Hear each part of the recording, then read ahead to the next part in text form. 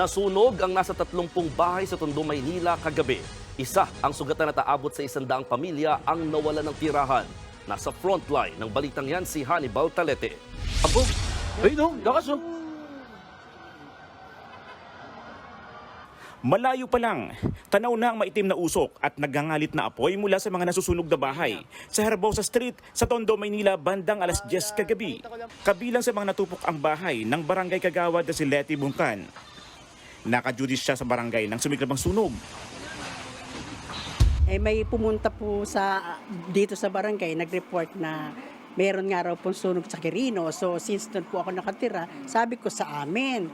Pero may kasunod pong bata na medyo close sa akin, na sabi niya, Lola, sa inyo na.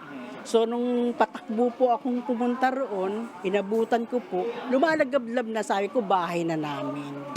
Halos walang naisalbang gamit ang kanilang pamilya. Agapan po nila yung mga konting documents. Pero lahat po, totally po, ito lang po yung kung ano po yung suot namin pare-parehong pamilya. Sinagip naman ng mga bombero ang ilang alagang asong naipit sa sunog. Lahat ba nakalabas? Yung 10 nakalabas. Yung 3 lang po yung naiwan. Ang ilang kabataan naman, tumulong na rin sa pag-iigib ng tubig. Tumagal lang halos 2 oras bago naapula ang apoy. Nasa 30 bahay ang natupok. Aabot naman sa 100 pamilya ang nawalan ng tirahan. Isang 20 anyos na residente ang nasugatan.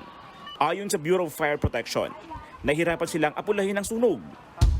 Challenges natin po is yung mga yung dahil masisikip yung karsada, yung malalaki natin truck hindi makapasok.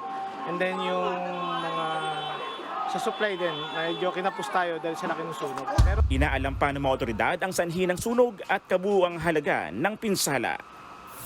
Nagbabalita mula sa frontline, Hannibal Talete, News 5. Mga kapatid, Jess De Los Santos po. Iba na ang may alam at may pakialam sa panahon ngayon.